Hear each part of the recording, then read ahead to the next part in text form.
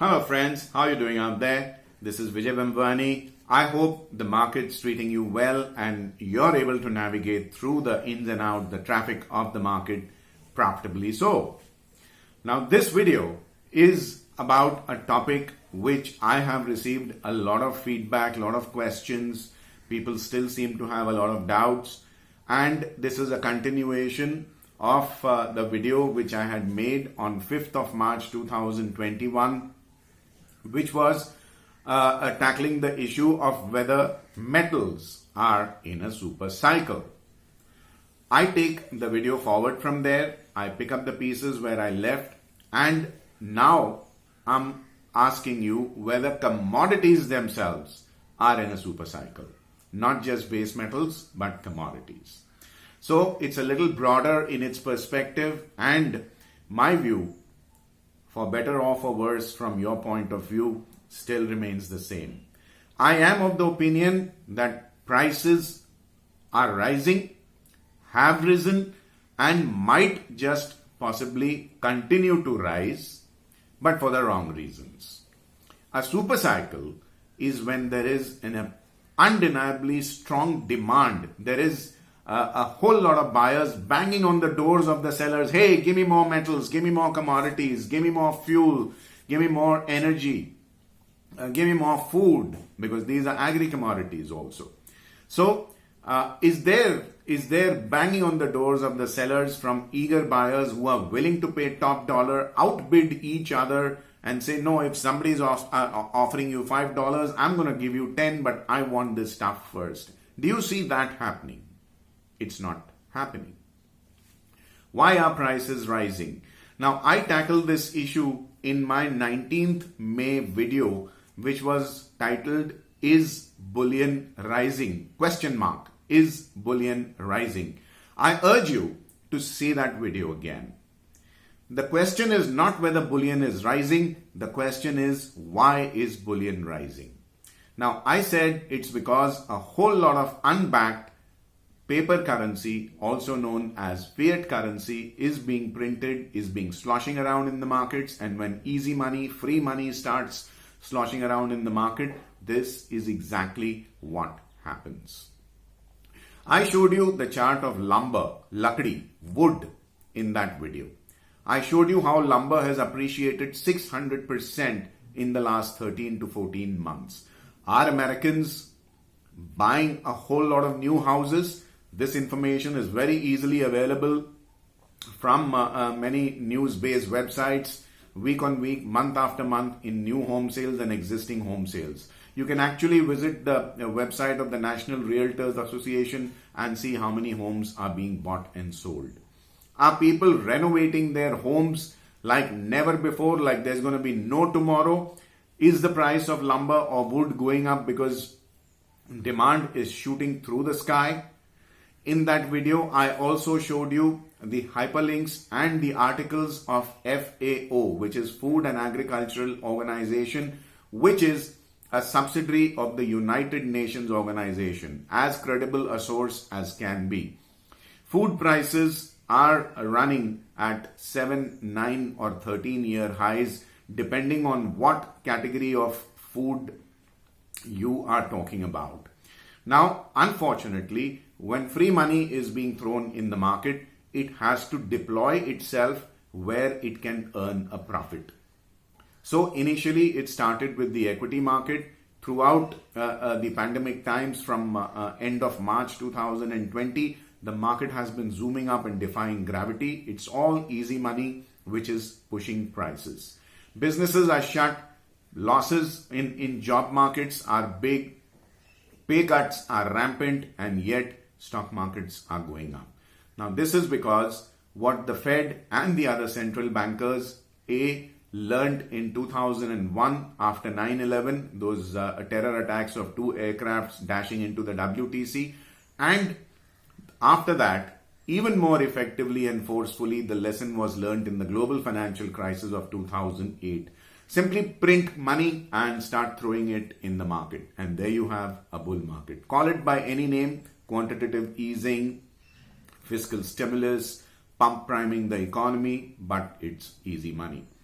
Now, this easy money is triggering inflation because there's a lot of money chasing fewer assets and it has to earn profits, therefore it is pumping up prices. And therefore, commodity markets are basically rising. Like I said, lumber had no reason to go up 600% the way it has.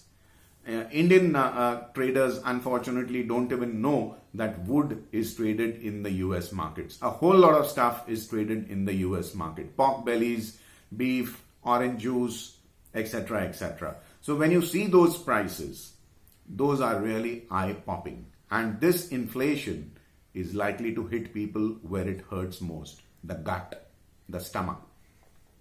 Now, let's look at the price of aluminium.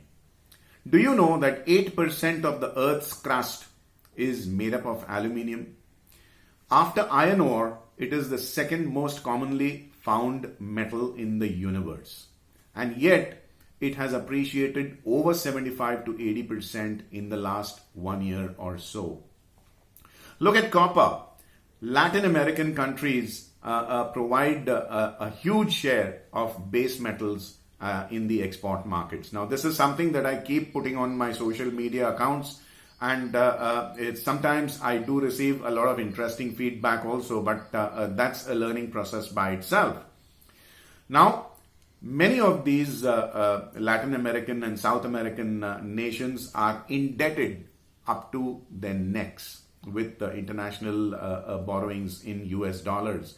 And they are basically trying to make opportunity out of adversity by trying to impose very high taxes on these base metals. For example, some days ago, I put up a tweet with a hyperlink to a Bloomberg article which said that countries like Chile and Peru are trying to impose taxes of, hold your breath, 75% on the selling price of copper. Now, as an intelligent person who's watching this video, all you need to do is Google search how much do Peru and Chile constitute in the global export market where copper is concerned, and you'll see what I mean. Now, if this becomes a precedent where beleaguered nations, either to raise revenues for fiscal stimulus in the pandemic times, or to repay their international borrowings, or to even service that borrowing by paying interest on that borrowing, start raising taxes on these metals, what do you think happens? People start to rush to buy these metals before the new taxes come into place, which is why copper shot up way beyond 800. And then intelligent talk started coming into the social media about 850, 900 rupees or even 1000 rupees a kilo. My overseas viewers, please note we are talking about Indian national rupees per kilogram of copper. So then the wise guys started talking about 850, 900 and 1000 Indian rupees per kilogram. And yet, once Big Brother America started waving its stick, bang, 730 rupees a kilo from 800 plus. What really happened? Bang, aluminium from 205, 207 to 180 bucks.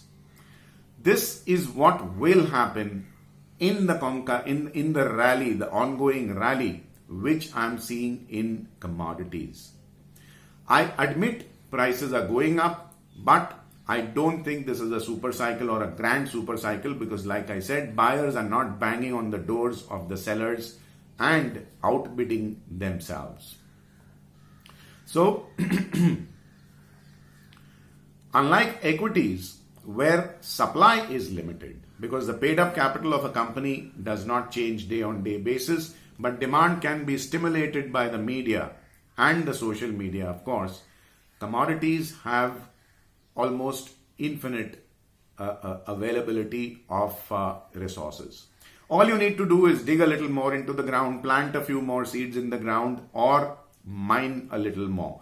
Sure, the cost can vary depending on fuel, wages, etc., etc. But you can't justify a 50, 70, 80 or 100% rise in commodity prices. So, As an experienced trader, and I've been in this market since 1986, this is my 35 years of experience talking. We've heard this kind of super cycle talk in 2005. We've heard this grand super cycle talk in 2007, 2008. And let's not forget the magical years of 1997, 1998, when the entire Asia was punch drunk and behaving like a drunkard in the so-called Southeast Asian currency crisis, where any and everything was on a one-way ticket to the moon where asset prices were concerned. Do you remember, if you are as old as me and were trading in the market in 97, 98, the kind of talk we used to hear on television and the kind of research reports that we used to read in those days in the print media, newspapers? It'll tell you what's happening right now. Seldom does the market change. It's only the participants that change, and what changes is the mode of delivery of the content. Now it is right into your cell phone by way of WhatsApp, SMSs and whatnot.